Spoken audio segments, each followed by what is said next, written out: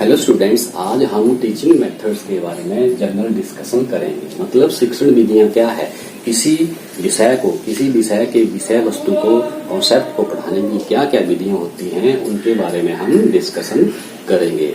देखो बच्चों, जो अध्यापन विधियां होती हैं या अध्यापक के पास क्या होती है, एक टूल की तरह होती हैं जिसके जरिए वो अपना ज्ञान बच्चों में ट्रांसफर कर सके। मतलब कहने का है transfer of knowledge in the students. या हम ऐसे भी कह सकते हैं कि जैसे कि हमने जो हमारे एम्स एंड ऑब्जेक्टिव्स के अंतर्गत जब हम कोई ऑब्जेक्टिव्स फिक्स करते हैं, मतलब बच्चों के व्यवहार में जो वांछित परिवर्तन हमने लाने हैं वो कैसे लाए जाएं, तो उसके लिए हमें टीचिंग मेथड्स की क्या होती है, जरूरत पड़ती है। और देखो बच्चों, टीचिंग को हम आर्ट एंड साइंस दोनों कह देते हैं। मतलब teaching is an art as well as science, art and science. अब आर्ट एंड साइंस से हमारा क्या कहने का मतलब है, मतलब कला और विज्ञान। जो अध्यापन क्रिया है वो क्या है, दोनों ही कला और विज्ञान से हम इसको रिलेट कर सकते हैं। कला से हमारा कहना ये है कि किसी पर्सन के पास अपने शब्दों को, अपने विचारों को दूसरे तक पहुंचाने के लिए उनके पास कुछ ऐसे आसान तरीके होते हैं, या हम इसको ऐसे भी कह सकते हैं कि किसी पर्सन के पास जन्मजात ऐसे गुण होते हैं, उनके पास ऐसी एबिलिटी होती है कि वो अपनी नॉलेज को बड़े ही आराम से, बड़े ही सहज तरीके से दूसरों तक पहुंचा पाता है। और कोई कितनी भी कोशिश कर ले परंतु वो सफल नहीं हो पाता। तो इसलिए हम इसको क्या कहते हैं, आर्ट कह देते हैं, कला कह देते हैं। और स्टूडेंट्स, किसी के पास ज्ञान का होना और उस ज्ञान को दूसरों तक पहुंचाना, ये दोनों क्या बातें होती हैं, दोनों अलग चीजें होती हैं। किसी पर्सन के पास, या हम कह सकते हैं किसी इंडिविजुअल के पास चाहे कितना भी ज्ञान हो, कितना भी ज्ञान का भंडार हो, परंतु अगर वह अपने ज्ञान को दूसरों तक नहीं पहुंचा पाए तो क्या कह सकते हैं, वो क्या ज्ञान उसका क्या है, यूजलेस है। या आपने देखा भी होगा कि किसी पर्सन के पास या किसी इंडिविजुअल के पास कई बार क्या होता है कि उसके पास नॉलेज का क्या होता है, एक भंडार होता है। मतलब उसको अपने कॉन्सेप्ट की अच्छी पकड़ होती है उसको, परंतु वो अपने जो नॉलेज है उसको क्या करता है, वो ट्रांसफर नहीं कर पाता किसी कारणवश। और कई लोग ऐसे होते हैं जिनके पास ज्ञान चाहे कम ही हो, परंतु वो क्या है, अपने ज्ञान को बहुत ही आसान तरीके से दूसरे तक पहुंचा पाते हैं। तो इसलिए हम कह देते हैं टीचिंग इज एन आर्ट। और टीचिंग एज ए साइंस इसलिए कहा गया है क्योंकि मान लो किसी के पास कई बार क्या होता है, अध्यापन की कला नहीं होती, तो क्या हम कह सकते हैं कि वह कभी पढ़ा नहीं सकता? ऐसा नहीं है बच्चों, क्योंकि हमारे पास आज के समय में हमारे पास ऐसी वैज्ञानिक विधियां हैं, या हम कह सकते हैं कि हमारे टीचिंग प्रोग्राम में, टीचिंग ट्रेनिंग प्रोग्राम में ऐसी ऐसी टेक्निक्स हैं, ऐसी ऐसी स्ट्रेटजीज हैं जिसके द्वारा हम अध्यापकों में जो टीचिंग स्किल है, ठीक है ना,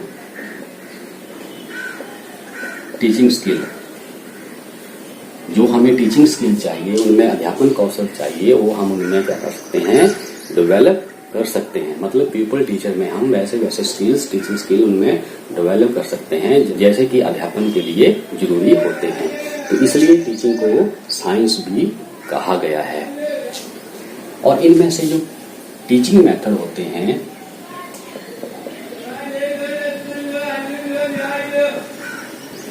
और इनमें से जो टीचिंग मेथड होते हैं, ये भी एक टूल्स हैं। मतलब कि अध्यापन कौशल को जागृत करने के लिए ये भी क्या है, टूल की भांति है अध्यापक के लिए कि कैसे किसी कॉन्सेप्ट को बढ़ाया जाए, कैसे बच्चों में डिजायरेबल बिहेवियर को डेवलप किया जाए। ये भी क्या है, टीचिंग मेथड क्या है, एक टेक्निक है। और जहां तक विषयों की बात है, मतलब जो स्कूल लेवल पर हम जितने भी विषय पढ़ाते हैं उनको पढ़ाने के कुछ एक कॉमन विधियां होती हैं और कुछ एक अलग अलग विधियां होती हैं। और जो अलग अलग विधियां होती हैं ये क्या होती हैं, विषय के नेचर पर, उसके स्वरूप पर डिपेंड होती है। मतलब विषय का नेचर कैसा है, उसका स्वभाव कैसा है, उस पर डिपेंड करता है कि किसी विषय की अलग विधियां क्या हो सकती हैं, वो उस पर डिपेंड करता है। जैसे कि कई कॉमन विधियां होती हैं हमारे पास, जैसे लेक्चर मेथड हो गया हमारे पास, या डेमोन्स्ट्रेशन, या फिर हम कह सकते हैं प्रोजेक्ट मेथड, ये जो सारे मेथड होते हैं जो यहाँ पर मेंशन किए गए हैं, ये तकरीबन सभी सब्जेक्ट में लगते हैं और इनको कॉमन मेथड भी कहते हैं। परंतु कई बार कुछ विषय के अपने एक विशेष क्या होते हैं, मेथड्स होते हैं, जैसे कि मैथमेटिक्स की, इसका नेचर भी क्या है, यूनिक है। और शिक्षण विधियों को हम और भी कई तरीकों से हम डिवाइड कर सकते हैं। एक तरीका ये है कि टीचर सेंटर्ड या स्टूडेंट सेंटर्ड, मतलब टीचर सेंटर्ड मतलब अध्यापक केंद्रित और teacher centred and student centred, मतलब अध्यापक केंद्रित और बालक केंद्रित। इनको हम ऐसे भी क्लासिफिकेशन या इसका वर्गीकरण ऐसे भी कर सकते हैं। परंतु जो आजकल का जो एजुकेशनल सिस्टम है उसमें स्टूडेंट सेंटर्ड मेथड को क्या है, प्रेफरेंस दी गई है। तो आज हम टीचिंग ऑफ मैथमेटिक्स की जो हमारी आगमन विधि है, इंडक्टिव मेथड है, ठीक है ना, उसके बारे में हम डिस्कशन करेंगे। और ये जो इंडक्शन विधि है या क्या है, वैज्ञानिक विषयों में भी लगती है, मतलब साइंस और मैथ में दोनों ही सब्जेक्ट्स में ये विधि बहुत ही ज्यादा उपयोगी है। अब इंडक्शन मेथड है क्या? इंडक्शन मतलब टू इंड्यूस समथिंग, बनाना, ठीक ना, टू इंड्यूस समथिंग मतलब कुछ बनाना।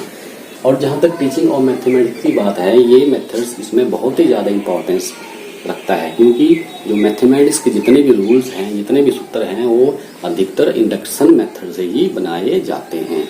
हम इसको ऐसे ही कह सकते हैं कि हम इसमें काम करते हैं एग्जाम्पल से, proceed from example to rules, concrete to abstract, particular to general, simple to complex, ठीक है ना। मतलब इंडक्शन मेथड में हम क्या करते हैं, proceeds from examples to rule, proceeds from concrete to abstract, particular to general, simple to concept, मतलब उदाहरणों से हम नियमों की ओर, सूत्रों की ओर चलेंगे, ठीक है ना। विशिष्ट से सामान्यकरण की तरफ चलेंगे, आसान से कठिन की तरफ प्रोग्रेस करेंगे। सिंपल से कहने का मतलब हमारे पास यहाँ पर यह है कि हम बच्चों के सामने कुछ एग्जाम्पल देंगे, ठीक है ना, और बच्चे उसको ध्यानपूर्वक देखेंगे, उनको ऑब्जर्व करेंगे और अपनी सूझबूझ से, अपनी तर्क शक्ति के बेस पर वो क्या करेंगे, कुछ कॉमन ढूंढेंगे, कुछ सामान्य ढूंढेंगे और उसको जनरलाइज करेंगे, मतलब एक जनरलाइजेशन की तरफ बढ़ेंगे। उसको हम क्या कहते हैं, आगमन कहते हैं।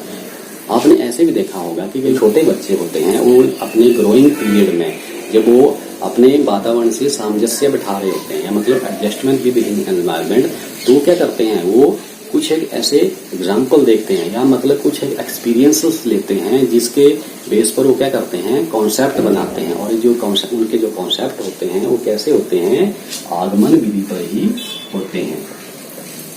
मतलब वो ऐसे ऐसे एक्सपीरियंसेस लेते हैं और उनको जनरलाइज करते हैं, उनमें कॉमन चीज देखते हैं और उससे क्या करते हैं, वो अपने कॉन्सेप्ट फॉर्मेशन, संप्रत्य निर्माण वो करते हैं। मतलब उनकी समझ क्या होती है, आगमन विधि से ही वो क्या है, बढ़ती है।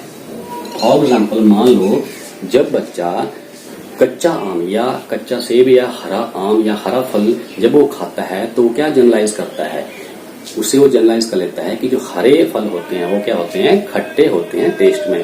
परंतु जब वो पका हुआ या लाल सेब खाता है तो बार बार वो चेक करता है, टेस्ट करता है, तो उसे वो क्या करता है, सामान्यकरण कर लेता है, जनरलाइज कर लेता है कि जो पके फल होते हैं वो क्या होते हैं, मीठे होते हैं, ठीक है ना, और जो कच्चे फल होते हैं वो क्या होते हैं, खट्टे होते हैं टेस्ट में। तो ये क्या है, आगमन है, उसको एक्सपीरियंस से पता चल गया, ठीक है ना, उसने जनरलाइज कर लिया। और ऐसे ही मान लो जब बच्चा सुबह उठता है तो मान लो उसने देखा कि जो सूरज है रोज क्या होता है, ईस्ट से उगता है, मतलब पूर्व दिशा से क्या हो, उगता है। और ऐसे ही वो देखता है कि जो रोज वो चेक करता है कि जो सूरज जो सेट होता है, जो उसका अस्त होता है, वो क्या होता है, पश्चिम दिशा से होता है। तो ऐसे वो जनरलाइज कर लेता है, ठीक है ना, ऐसे वो जनरलाइज कर लेता है कि suns rises from the east and sets in west. तो ये क्या है, जनरलाइजेशन है, ठीक है ना, उसने इंड्यूस कर लिया, ठीक है, इंड्यूस कर लिया इसने इंडक्टिव मेथड से। तो ऐसे ही अगर मान लो हम साइंस की बात करते हैं, मान लो हमने पृथ्वी की ग्रेविटेशन पावर को पढ़ाना है, ठीक है ना, मतलब पृथ्वी के गुरुत्वाकर्षण बल के बारे में हमें डिस्कशन करना है, तो बच्चों के सामने हम कुछ एक एग्जाम्पल देंगे। एग्जाम्पल मतलब हम बच्चों के सामने कुछ ऐसी चीजों को ऊपर की तरफ फेंकेंगे, जैसे कि मान लो पेन ले लिया हमने, कोई पेंसिल ले ली, कोई बॉल ले लिया, कोई चौक ले लिया, तो हम क्या करेंगे, उसको बच्चों के सामने क्या करेंगे, ऊपर की तरफ उछालेंगे और बच्चे को कहेंगे कि आप इसको ध्यानपूर्वक देखो। जनरलाइज करेंगे कि सारे के सारे जो चीजें हैं पृथ्वी की तरह क्या होती हैं, गिरती हैं। तो बच्चे को इस तरह से हम सामान्यकरण करके बच्चे को पढ़ाएंगे कि पृथ्वी की अपनी एक गुरुत्वाकर्षण शक्ति होती है जो अपने सेंटर की तरफ सारी की सारी चीजों को क्या करती है, आकर्षित करती है।